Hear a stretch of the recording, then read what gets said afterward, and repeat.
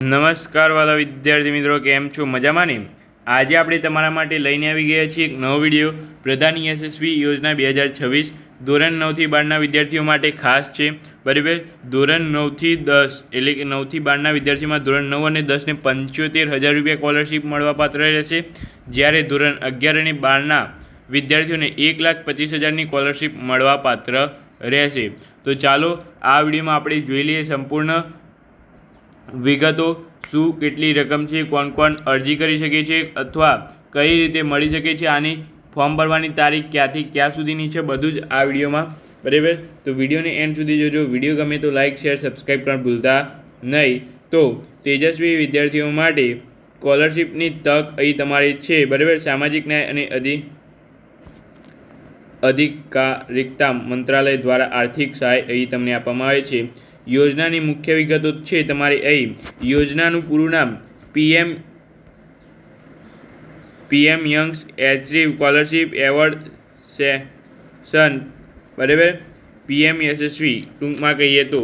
બરાબર, પછાત અને આર્થિક વિદ્યાર્થીઓ, નબળા વર્ગના વિદ્યાર્થીઓને પ્રોત્સાહન માટેનો મુખ્ય હેતુ છે આ. બરાબર, વિદ્યાર્થીઓના શિક્ષણ, હોસ્ટેલ અને પુસ્તકોના ખર્ચ માટે સહાયક બને છે. સીધા બેંક ખાતામાં પૈસા જમા થશે તમારા. બરાબર, તો આ તક તમે ચૂકશો નહીં.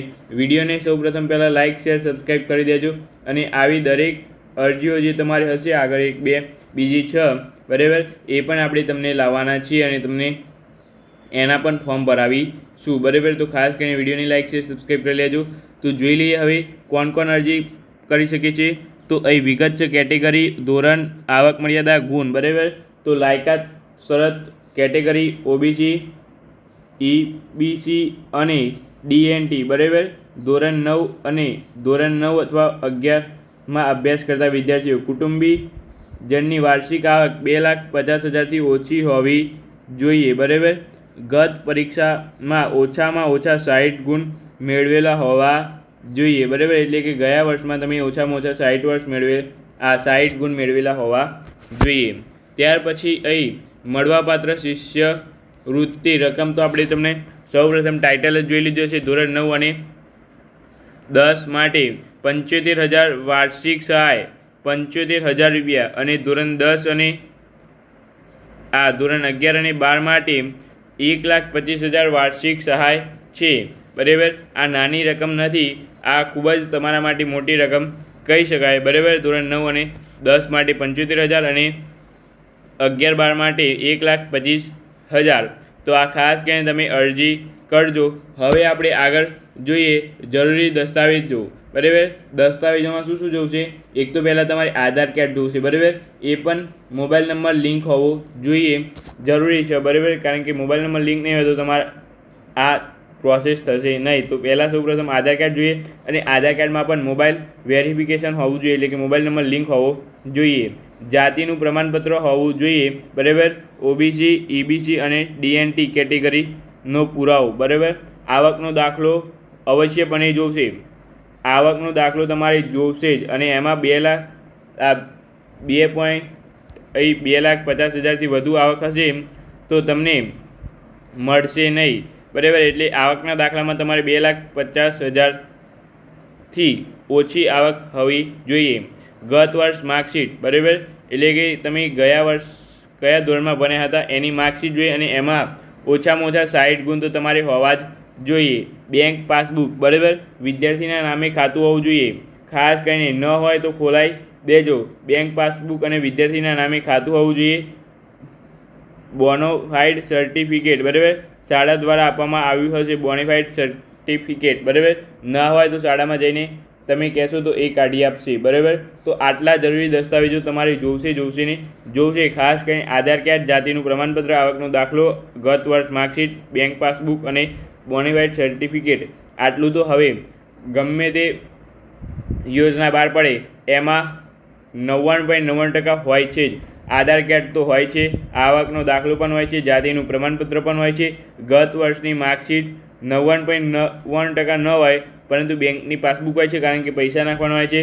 પછી બોનોફાઇડ સર્ટિફિકેટ પણ 99.99% ન હોય પરંતુ આ 4 વસ્તુઓ જે કીધી એ તો કમ્પલસરી હોય છે. તો આ 4 વસ્તુ તમારે અત્યારથી જ ક્લિયર કરી દેવી, જેથી આગળ જેવી નવી યોજના આવે એમાં પણ તમારે કામ લાગી શકે. બરાબર. તો અરજી કરવાની પ્રક્રિયા તમને કહી દઈએ. પોર્ટલ NSP સર્ચ કરવાનું છે, ત્યાર પછી NSP ઉપર જવાનું છે તમારે. બરાબર. ત્યાર પછી OTR સૌપ્રથમ 1 ટાઈમ રજિસ્ટ્રેશન પૂર્ણ કરો. ત્યાર પછી સ્કીમ પસંદગી કરો. બરાબર. PM યશસ્વી સ્કોલરશિપ તમારે પસંદ કરવાની રહેશે. ડોક્યુમેન્ટ અપલોડ, તમામ દસ્તાવેજોને સ્કેન કરીને અપલોડ કરો. બરાબર. તમારે ઓનલાઈન અપલોડ કરવાના રહેશે, જાતે ઘરે બેસીને તમે આ કરી શકો છો. સબમિટ ફોર્મ પર ચકાસીને સબમિટ કરો. બરાબર. મહત્ત્વની ઓનલાઈન માહિતી વેબસાઇટ તમારે આ રહી. બરાબર. scholarship.gov.in. બરાબર. વિશેષ લાભ 30% સીટો વિદ્યાર્થીઓ માટે અનામત. બરાબર.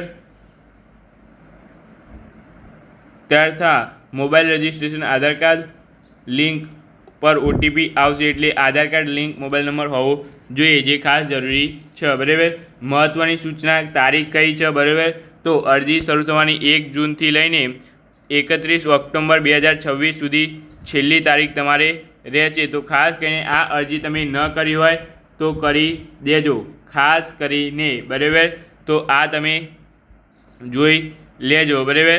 ત્યાર પછી આજે જ ફોર્મ ભરો, તમારા ઉજ્જવળ ભવિષ્ય માટે આ તક ના ગુમાવો. વધુ માહિતી માટે તમારે અહીં scholarship.gov.in પર જઈને વધુ માહિતી પ્રાપ્ત કરી શકો છો. બરાબર. કોઈ પ્રશ્ન હોય તો કોમેન્ટ બોક્સમાં અવશ્યપણે પૂછો અને ઓફિશિયલ વેબસાઇટ તપાસો. બરાબર.